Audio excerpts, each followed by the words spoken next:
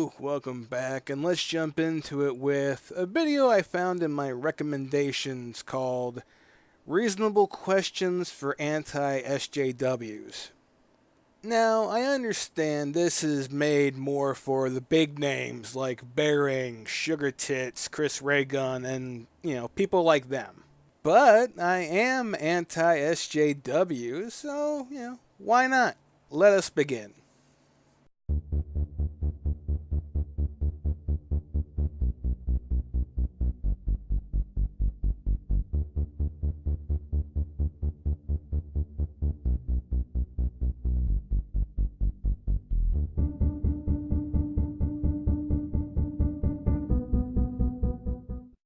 Are you able to understand the irony of responding to the perceived political correctness of the left with exasperated reactionary hypersensitivity of your own? Uh-huh. How do you define right-wing? Anti-SJWs often have an aversion to being labelled as right-wing, yet they regularly defend the right and bash the left. Therefore, why is being labelled right-wing a bad thing to you? And if it's because right-wing is used as a pejorative, can you not see how labelling people as SJWs or regressives is also pejorative? I don't really put much stock in labels, be it right, left, whatever. Rather than telling people you disagree with to drink bleach, wouldn't it be more productive for you to have an actual conversation about the issues you feel matter? Or is it just easier to do the bleach thing? I don't quite get the bleach thing myself. It's just one of those things that was picked up, like cuck, I guess. Are you aware that the ridiculous buzzwords you helped to popularize, like SJW and cuck and regressive, have all lost whatever meaning they once had and only serve now as catch-all insults and pejoratives to derail any meaningful conversation? Hey, that goes both ways. SJW, cuck, sure, they're overused and meant to describe a broad number of people. Just like SJWs who use racist, sexist, bigot to describe a whole group of people. For the last time, what is it with you people and committing actual literal felonies? Like, you might want to work on that? I mean, I thought the Ralph retort was so rational when he was fantasizing about beating up women with dyed hair, but then he assaulted a police officer, and finally I was convinced. What do you mean, you people? I don't know, last time I checked, anyone can commit a crime. In videos and in the comment sections, anti-feminists often take up the most extreme or the weakest feminist position they can find, or they just straight up misrepresent what the feminist position is.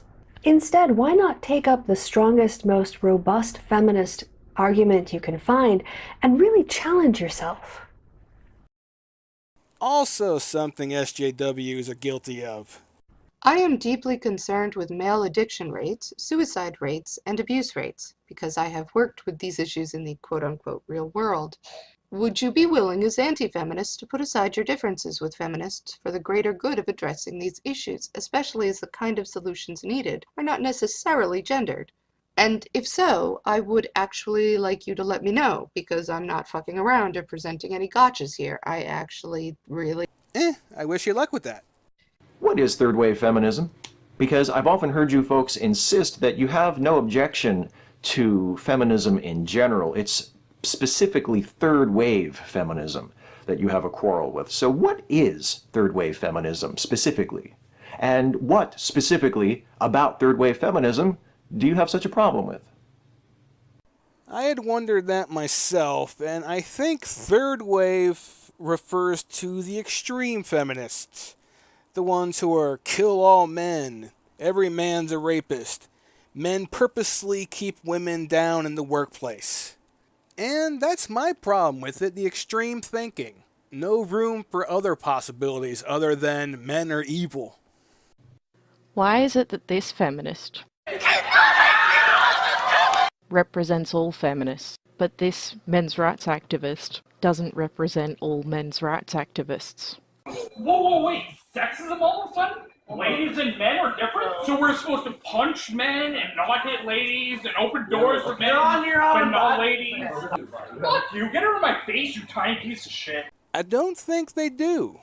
It's just easy to point out the most extreme and ridiculous. Which, again, both sides do. Why am I continually asked to answer for the views of feminists if I agree with feminism's overall aims, but don't agree much with those particular feminists? Does that mean that I can ask you to answer for anybody who labels themselves similarly to you, even if you don't agree much? I don't think anyone should have the answer to anything or anyone that doesn't involve them directly. But, yet again, SJWs are also guilty of doing this. If SJWs are bad because they spend too much time whining and don't talk about real problems, then why aren't you talking about those problems instead of just whining about the other people over and over and over for literally years? I mean, in the scale of priorities, that's like even lower, right? You know, you've got the real problems, you've got the things that feminists worry about, and then you've got you going, oh, how dare they? Just, how dare they have different priorities from me? Why can't they do what I do? Whine about whining forever for a living. That's healthy. But isn't this the same thing? Complaining about someone complaining about someone? It seems a little ridiculous to bitch about it while you're doing it. Why don't you seem as concerned with actual feminist theory in academia as you are with wrecking people for views? Probably because most feminist theory is the same. Blame men. Since so many of you profess to be admirers of second-wave feminism as opposed to third-wave feminism, I thought it would be interesting to ask which second-wave feminists in particular do you appreciate? Which books written by second-wave feminists have you read and found interesting? Which second-wave feminist activists have you specifically admired as you formed the opinion that you like second-wave feminism but you have no use for third-wave feminism? I'm just curious. I can't say I know any offhand. I mean, Dr. Ruth kind of comes to mind a little bit, but she was well known and popular. And I don't think she was huge in the movement, but I could be wrong. You do understand that reading the title of a book or an article or watching the first 15 seconds of a video is not going to give you a deep, nuanced understanding of what that book or article or video is about, right?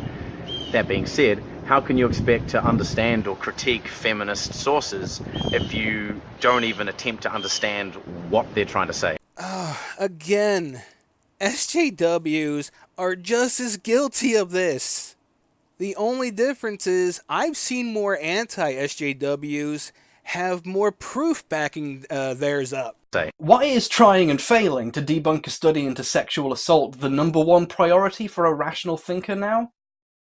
Does it maybe say something about your priorities? Does it maybe? Nah, it's fine, it's the feminazis, we have to stop them. They're taking away our video games. Look, Anita, I'm sorry, but we can't actually destroy video games. That doesn't make any sense. I'm guessing this is about the Bearing video about the TEDx talk. Anyone can see he's trying to make a point by asking the question. What about the guy in all this? What about his point of view? How much does he remember? When it comes to something so serious, asking questions is a good thing. And people talk shit on Sarkeesian bitch because of her completely ridiculous attempt at finding sexism where there wasn't any. One of the major arguments that I see in many of your videos is that it is possible to separate criticism of the religion of Islam from the actual Muslim people. And yet, this line seems to be crossed very often. I see things like raghead or camel fucker or other things like that in your comment sections. I see people taking very serious shots at Muslims in videos and hangouts, and they don't get called out. At least not that I can see. So my question is this: why should a person of conscience who is concerned about the Muslim people in their community not being harmed or mistreated, why should they believe that you're actually only attempting to look at the ideas and talk about the ideas if you ignore bigotry that's occurring right in front of you? And in that light, would you be willing to break bread and salt with moderate Muslim people on your videos, have hangouts, invite them to your channels, just in order to build some bridges there and to learn more about what they think and how they feel and what their experience has been, so that information and knowledge can be furthered? It may not be touched on often because people in the comments are free to say what they want to say, regardless of how stupid it may be. As for the second part, sure. But could I ask whatever I want and get an answer without being labeled a bigot if it's not a popular question? Do you deny that systemic racism against black people is like a thing in general? If so, what? Okay, just step up, just cover your ears for a second and let the smart people talk. If not, why is it so much more important to you to demonize groups like Black Lives Matter than to actually use your platforms to discuss actual solutions to issues surrounding race and racism? No, I'd never deny such a thing exists. But I also believe some people use racism as an excuse. And when it comes to Black Lives Matter, my problem with it is how far it's deviated from its original message. Trying to raise awareness has turned, it's gone from that into a hate group. If you've ever discussed or done a video about black on black crime, when are you going to do a video about white on white crime and what we, as white people, can do to solve the problems in our community? I myself haven't made such a vid, but I don't think there's much you can do about black on black, white on white, or any kind of violent crime. Why is a literal teenager's different definition of racism from you so horrifying that you all have to go, "No! No, we have to stop him! We've got to debunk him now!" Ah! Anyone who posts their views on YouTube, from best cartoon to greatest classical artist, knows there will be those who will disagree, and step one in disagreeing is poking holes in that person's view. Debunk him now! Ah! Wherever did you get the idea that racism was a self-applied identity? And if the only true racists are the racists who self-identify as racists, how can we ever expect to make any social progress to reduce racism? Or did I just answer my own question? There are definitely racists who don't identify as such, but I believe one can admit they are racists on some level. I consider myself racist because I laugh at racial humor and stereotypes, but you won't find me screaming to hang all insert minority here. We have made a lot of progress, but unfortunately there will never be a perfect world where racism is long forgotten. As long as there are people with different skin, there's always going to be racism.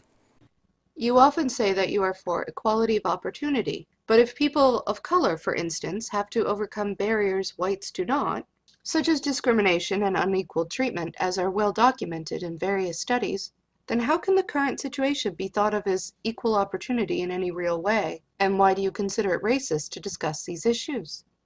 It's not racist to discuss issues, but even you have to admit that racial tensions in the workplace is not what it used to be. But for some reason is still treated like there's some sort of secret plot against every race that isn't white. Do you understand basic English syntax? Like, if I say this cat is pretty, I don't mean that all other cats aren't pretty. Like, do you really not get why saying all lives matter in response to Black Lives Matter is not only racially insensitive, but just patently ridiculous? All Lives Matter is just a counter term against the racist Black Lives Matter. At this point, both are pretty much played out. If you say you're an egalitarian, will you call out the man-hating slurs that you see coming from people within your community? People who use terms like cuck, beta male, faggot, or mangina? All of these things basically distill men down into thinking that the most important thing about them is to be having sex with a woman. That's rather offensive. Sure, if I find something stupid, I'd call it out. But in general, people can say whatever they want. What is the number of followers, the number of likes, the number of dislikes, the number of retweets, the number of subscribers, any of those numbers, any of those metrics, what have they got to do with the argument? Nothing. But again, there are SJWs who focus on those as well. Does it make? Why is it that you go on and fucking on about safe spaces and trigger warnings and delicate little flowers, but continue to hide behind your cartoon avatars and your childish pseudonym? Cause he's fuck ugly. Are you willing to publicly acknowledge and admonish the massive amount of hatred, bullying, harassment, and intimidation that a lot of your fans infringe upon people? And I don't mean these tiny disclaimers that you put under the description fold or flash for 2 seconds at the beginning of the video that you know nobody reads. I mean a public and ongoing anti-bullying stance. Or do you kind of like watching your fans go around harassing people and calling them slurs and telling them to kill themselves? You kind of like it, don't you? I mean, if that's your thing, and I guess that's just what you're into, just makes you a dick. I got nothing on this one. I don't have that many fans. But if I had a ton of fans who are harassing someone, I'd say something. Wouldn't expect it to do much, but I'd say something. Why do you find it so hard to believe that feminists are being harassed online? I don't. Anyone's capable of being harassed. Do you understand the key importance of reproducibility and repeatability in scientific research?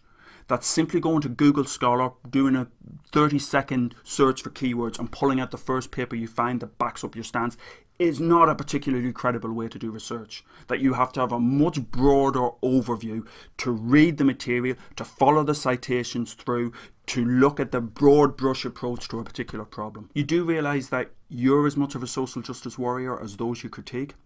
It's just that you espouse a different form of social justice, a rather less considerate, rather less forgiving, rather less kind form of social justice. For fuck's sake, both sides do this! Social justice. If you identify as an egalitarian, then I'm interested in your take on the usefulness of the concept of the original position as laid out by John Rawls in his theory of justice. I don't identify as egalitarian. Why are you so obsessed with Anita Sarkeesian? I find her arguments laughable bullshit, but I'm flabbergasted that she's so popular. And I'm even more baffled by the amount of people that believe her claims. Do you really think you can spend your entire life in a perpetual state of emotional immaturity? Do you actually imagine that you will be able to perpetuate your adolescence for your entire existence? Wait, didn't somebody else ask this one? Wait, I gotta... Ah, fuck. Fuck yeah, I am the most immature 36-year-old you'll ever find.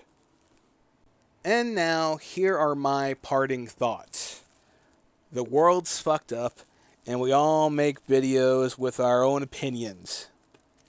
If we see something we disagree with, it's either speak up or shut up. That's just how this works. But don't expect to say your piece and no one say anything about it. I mean, it's simple. You say something, someone will disagree. Either you will give them a rebuttal or ignore them. You can't complain about people complaining while you are complaining about people complaining about people. Now, I'm done. That's it for me. That's my 2 cents on the subject. Like I said, I know this is meant more for the big names, but, I am anti-SJW, third wave feminism, Black Lives Matter, at least the way Black Lives Matter is now. Like I said, it did have a message, but the message is gone.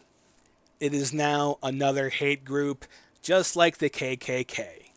Sure, not everyone involved is a racist. but the group itself is now toxic. But that's how I feel about it. And now I am done. I will let you all go. Thank you for your time. Have a good day.